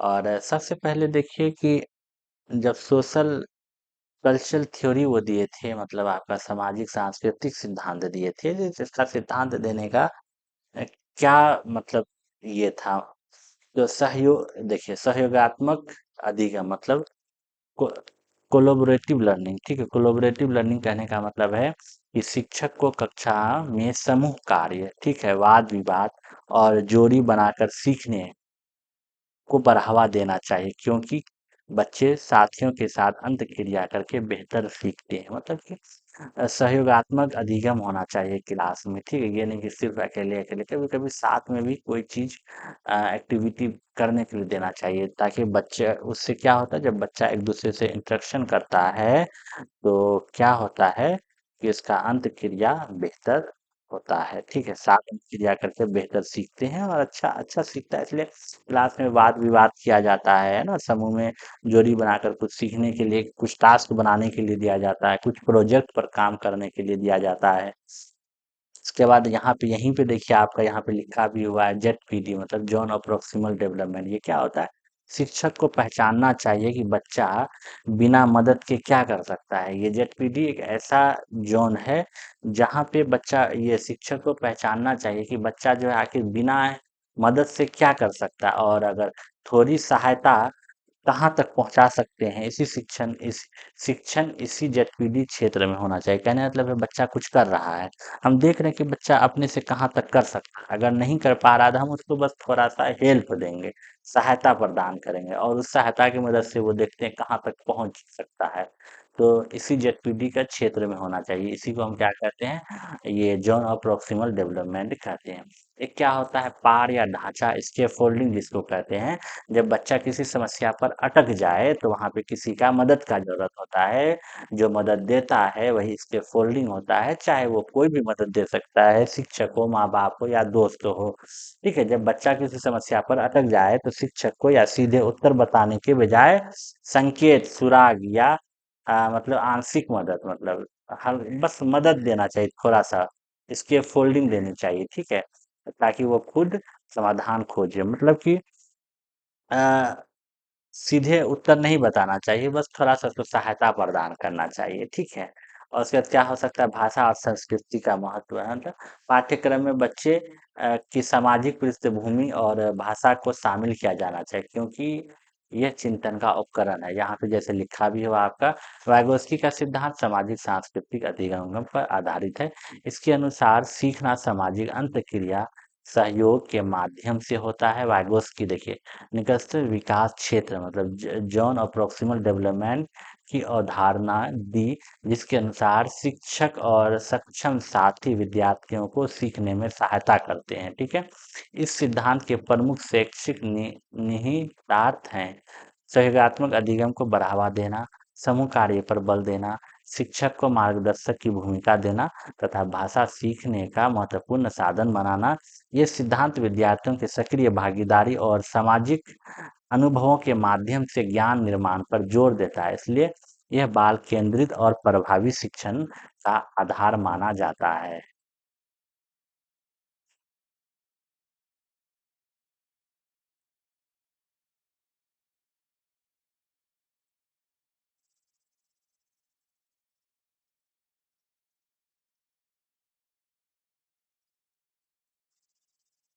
ठीक है, उसी में देखिए वैगोस्की के बारे में पढ़े। अब यहाँ देखिए आपको क्या कह रहा है कि पियाजे के अनुसार संज्ञानात्मक विकास की अवस्थाओं का वर्णन कीजिए। ठीक है, क्या कह रहा है, describe stages of cognitive development according to पियाजे।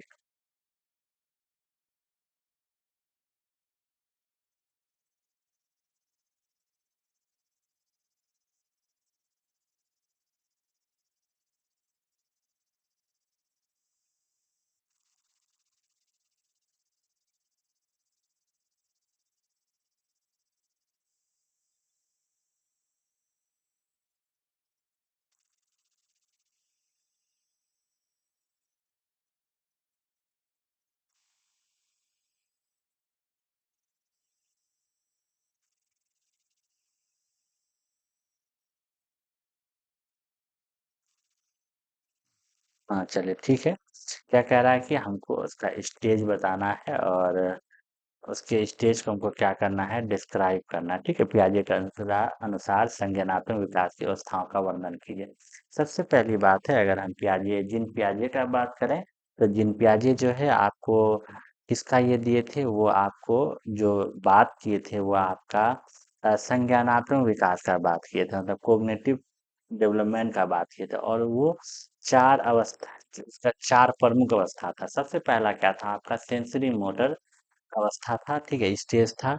और इसी को हम क्या कहते हैं, संवेदी ज्ञात्मक अवस्था कहते हैं, जो कि 0 से 2 वर्ष के बच्चों में होता है। ठीक है, यहाँ देखिए लिखा भी हुआ है 0 से 2। ये आपका क्या होता है, सेंसरी मोटर स्टेज होता है। ठीक है, बच्चा यहाँ पे जो सीखता है ना, बच्चा अपने इंद्रियों और शारीरिक क्रियाओं के माध्यम से सीखता है इस स्टेज में, सेंसरी मोटर स्टेज में। और जो बच्चा इस अवस्था में किसी भी चीज को छूकर या देखकर या पकड़ कर सीखता है। और सबसे पहली बात है, ये सीटेट में क्वेश्चन आता भी है कि ऑब्जेक्ट परमानेंस किस अवस्था में डेवलपमेंट, किस अवस्था में डेवलप होता है। तो ये आपका सेंसरी मोटर स्टेज में ही आता है। तो यहाँ क्या होता है कि अ, वो ये कि मतलब कि ऑब्जेक्ट परमानेंस का मतलब होता है कि वस्तु आंखों से ओझल होने पर भी उसे अस्तित्व को समझना, मतलब ठीक है, ऑब्जेक्ट परमानेंस डेवलपमेंट होता है यहाँ बच्चों के अंदर। उसके बाद अगर हम दूसरे स्टेज की हम बात करें, वो आपका क्या होता है, प्री ऑपरेशनल स्टेज होता है, जिसको हम क्या कहते हैं, पूर्व संक्रियात्मक अवस्था कहते हैं। ये 2 से 7 वर्ष के बच्चों के अंदर आता है। ठीक है, यहाँ भाषा और प्रतीकों का क्या होता है, विकास होता है, जैसे लिखा भी हुआ है। और क्या होता है कि बच्चा कल्पना और नाटक में रुचि लेता है इसी अवस्था में, मतलब प्री ऑपरेशनल स्टेज में। ठीक है, और यहाँ के बच्चे के अंदर जो डेवलपमेंट होता है, सोच आत्म केंद्रित होती है, मतलब इगोसेंट्रिक, कि वह दूसरों की दृष्टिकोण को आसानी से नहीं समझ पाता है। ये किसमें, आपका प्री ऑपरेशनल स्टेज में। ठीक है, और तर्कपूर्ण सोच का पूर्ण विकास नहीं होता है यहाँ पे। ठीक है, यहाँ पे आपका क्या है, देखिए लिखा भी हुआ है कि भाषा और प्रतीकों का विकास होता है, परंतु तार्किक सोच सीमित रहती है, वो सोच नहीं पाता है। उसके बाद आपका कंक्रीट ऑपरेशनल स्टेज होता है, ये आपका 7 से 11 वर्ष की अवस्था में है। ठीक है, यहाँ बच्चा जो सीखता है, वो बच्चा तार्किक रूप से सोचने लगता है। ठीक है, उसके बाद क्या होता है, बच्चा कंजर्वेशन की अवधारणाएं आती है, क्लासिफिकेशन और सेरिएशन, मतलब किसी भी चीज को छोटा बड़ा और किसी भी चीज को क्लासिफाई कर सकता है बच्चा, बार वर्गीकरण कर सकता है। तो यहाँ पे वही कह रहा है कि बच्चा ठोस वस्तुओं और घटनाओं के बारे में तार्किक रूप से सोचने लगता है। उसके बाद आपका फॉर्मल ऑपरेशनल स्टेज आता है, जो से 11 वर्ष से उससे अधिक बच्चों में होता है। ठीक है, और यहाँ बच्चा के अंदर क्या आता है, अमूर्त चिंतन, एब्स्ट्रैक्ट थिंकिंग आता है। ठीक है, और उसके बाद क्या होता है कि समस्या समाधान की परिकल्पना बनाने में की क्षमता का यहाँ पे क्या होता है, विकसित होता है। और भविष्य की योजना बनाने और तार्किक निष्कर्ष निकालने में क्या होता है, बच्चा सक्षम होता है। यहाँ देखेंगे आप, अमूर्त चिंतन, तर्क तथा समस्या समाधान की क्षमता विकसित होती है। पियाजे के अनुसार ये अवस्थाएं क्रमबद्ध होती है और प्रत्येक अवस्था बालक बौद्धिक विकास में महत्वपूर्ण भूमिका निभाती है। ठीक है, ये आपका 4 स्टेज जिन प्याजे बताए थे और कोग्निटिव डेवलपमेंट का बात किए थे, वो 4 स्टेज का मतलब आपका ये था। पहला सेंसरी मोटर स्टेज था, जो कि 0 से 2 वर्ष की अवस्था में था।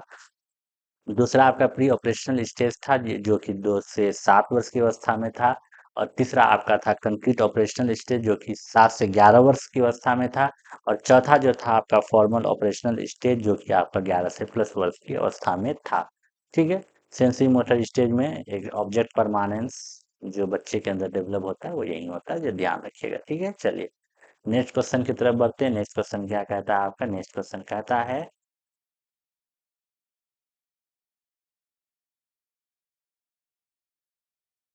कि मस्तिष्क के कार्यों का वर्णन कीजिए, मतलब ह्यूमन ब्रेन को हमको क्या करना है, डिस्क्राइब करना है कि आखिर कैसे आप ह्यूमन ब्रेन को डिस्क्राइब कीजिएगा।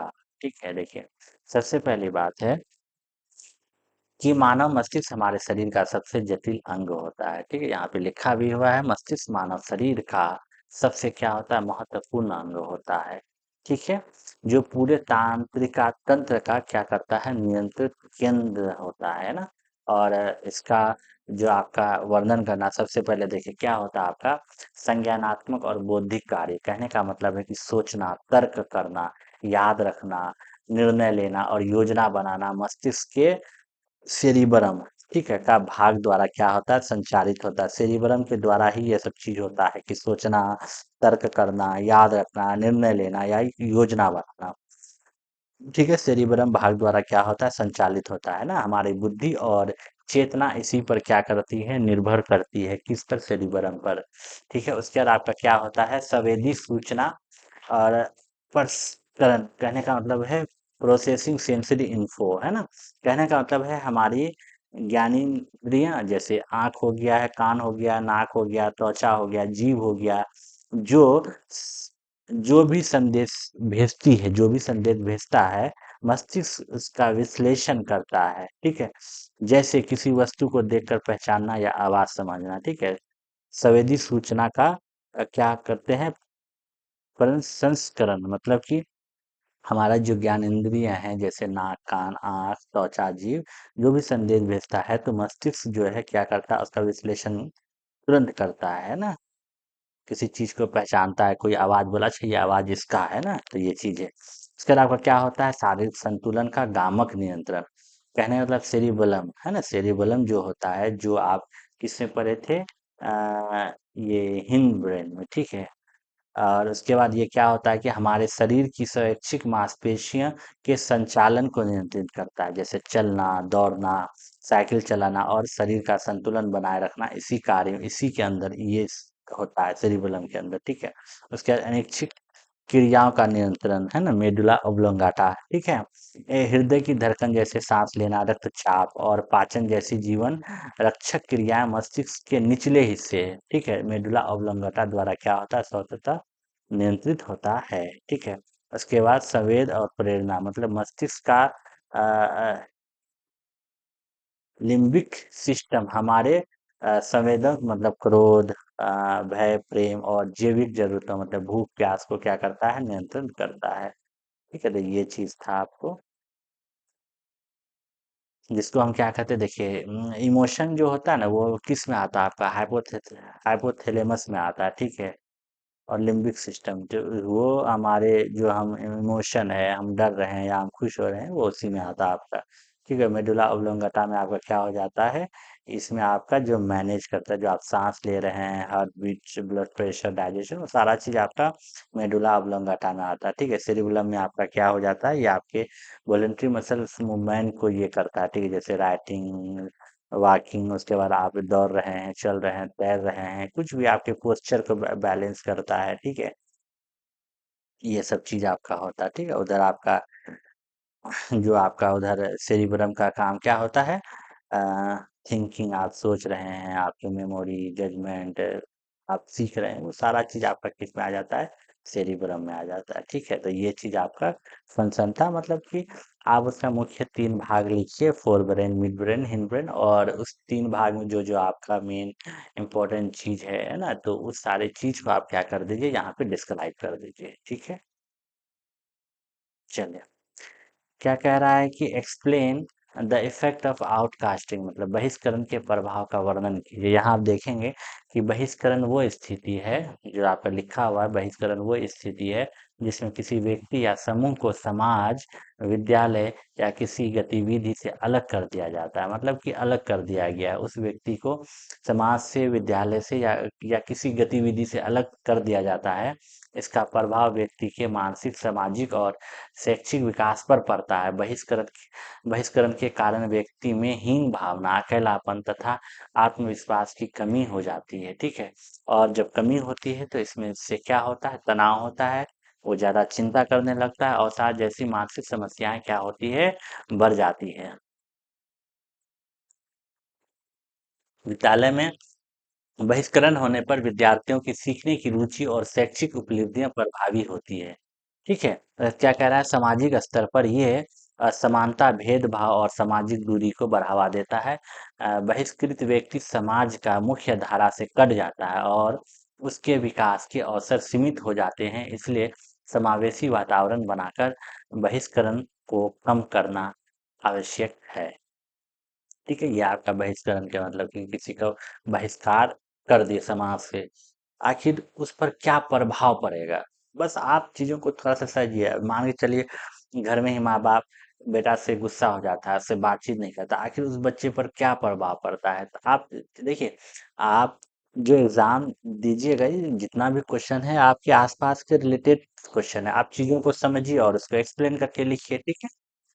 चलिए क्वेश्चन नंबर 19 देखिएगा। क्वेश्चन 19 कहता है कि explain the main peculiarities of language development in childhood.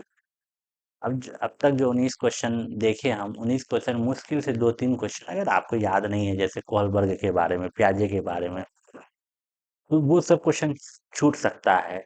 और लेकिन है कि और जितना भी क्वेश्चन है, एक भी आपका छूटने वाला क्वेश्चन नहीं है। और फिर वो भी क्यों छूटेगा? वो तो अक्सर, वो तो आपका मेन पार्ट है, आप उसको छोड़ ही नहीं सकते हैं।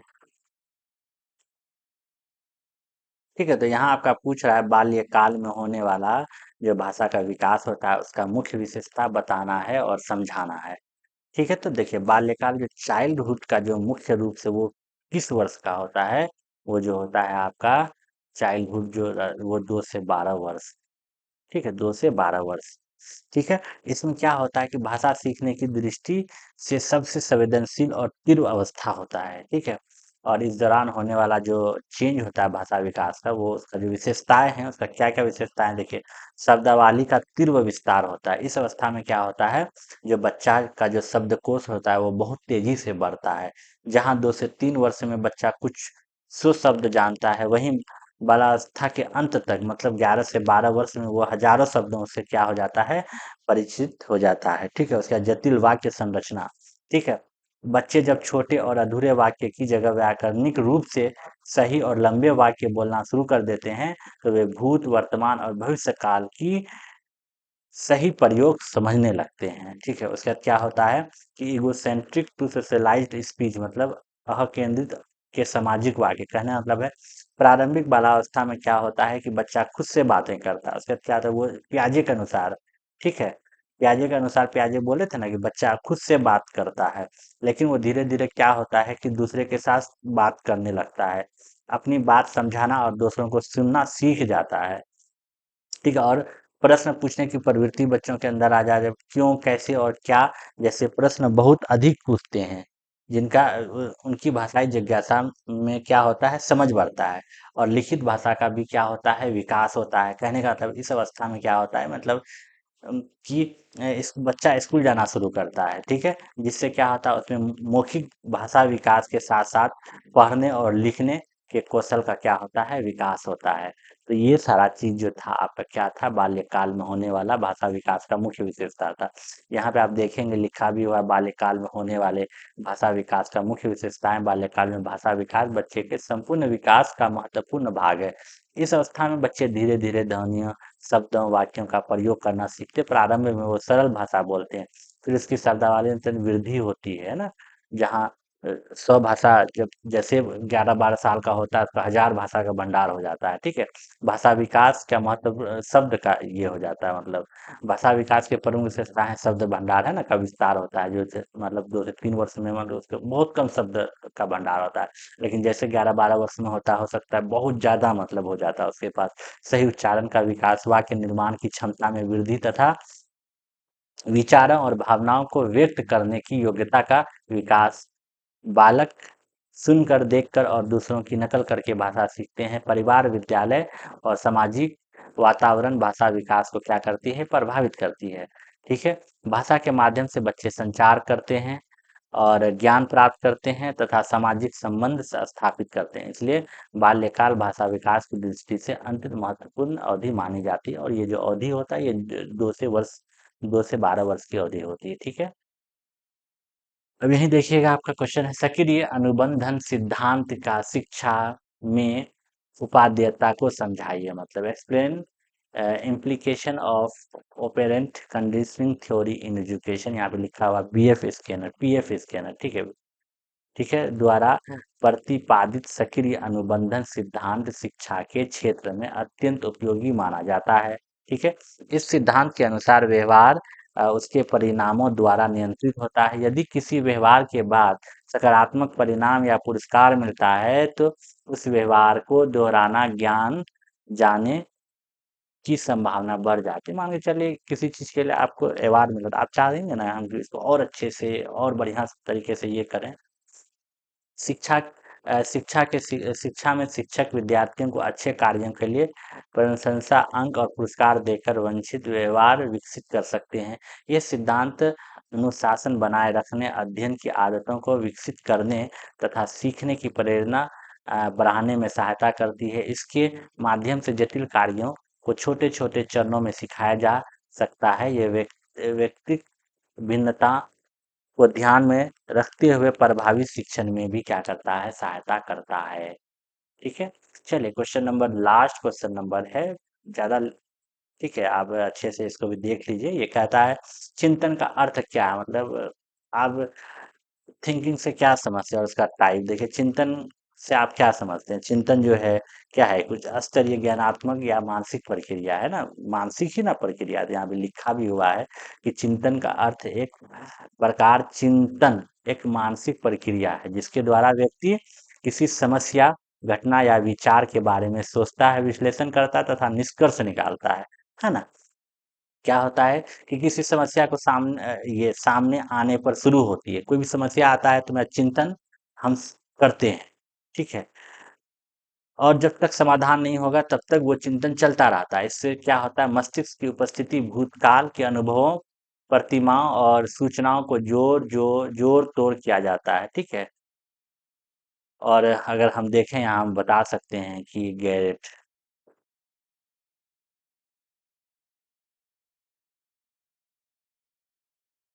गैरेट के अनुसार जो है क्या होता है, चिंतन एक व्यवहार है जो प्राय गुप्त होती है, ठीक है? चिंतन एक व्यवहार है जो प्राय गुप्त होती है और जिसमें समानता प्रतीकों का प्रयोग किया जाता है, ठीक है?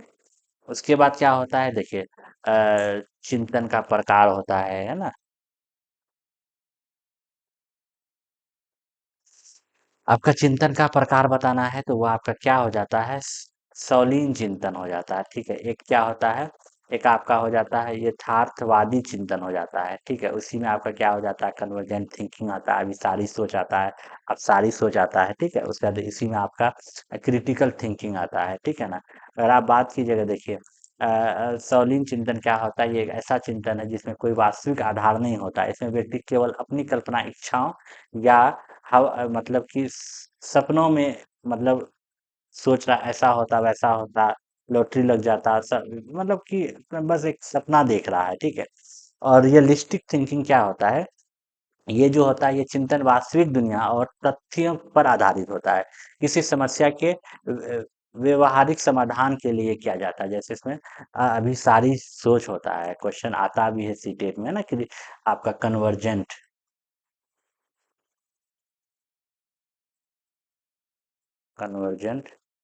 थिंकिंग, इसी को हम क्या कहते हैं,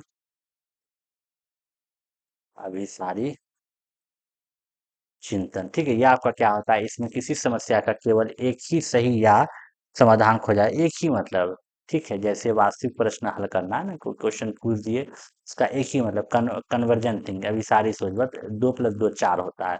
लेकिन वहीं हम बोले डाइवर्जेंट थिंकिंग, मतलब देखिए आप वर्ड से भी समझ सकते हैं, डाइवर्ज कहता है ना कि डाइवर्ज मतलब बढ़ गया। तो डाइवर्जेंट थिंकिंग मतलब कभी-कभी देखिए, अब आपका हिंदी वर्ड कभी-कभी समझ में नहीं आया तो आप इंग्लिश को तोड़ के समझने का कोशिश कीजिए, आपको समझ में आ जाएगा, ठीक है? अब देखिए यहाँ पे आपका,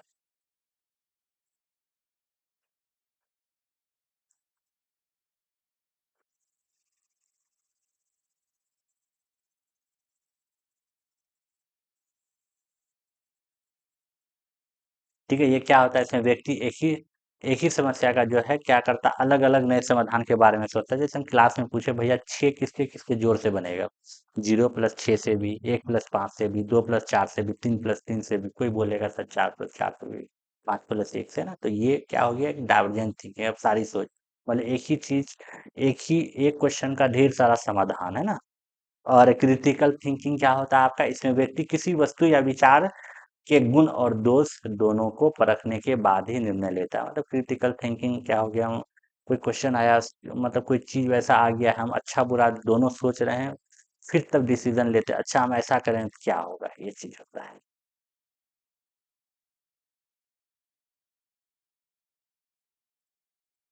चलिए इसमें जो और आपका लिखा हुआ है, क्या लिखा हुआ है? Describe process of concept formation, ठीक है। तो इसमें आपका लिखा हुआ है, देखिए।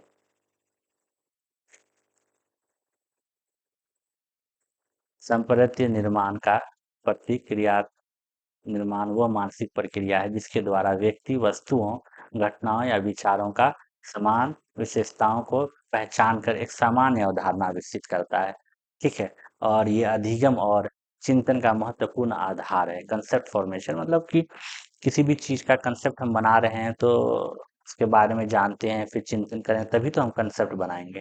तो ये क्या है, एक आपका मुख्य मतलब ये है, ठीक है।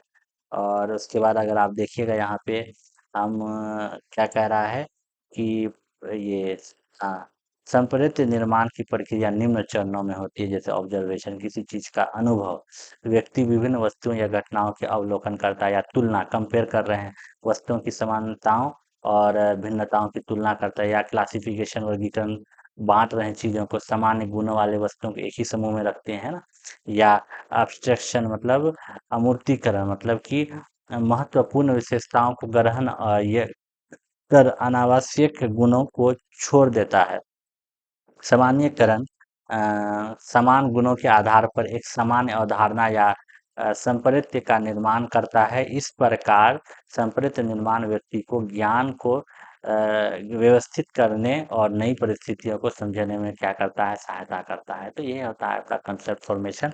चले हम 20 क्वेश्चन डिस्कस किए और उम्मीद है कि आपको समझ आया होगा। और जो लोग भी चैनल पर नए हैं, चैनल को सब्सक्राइब करें और चैनल पर बने रहें, ठीक है। आपको हर एक चीज़ का यहाँ पर वीडियो मिलता रहेगा समय समय पर।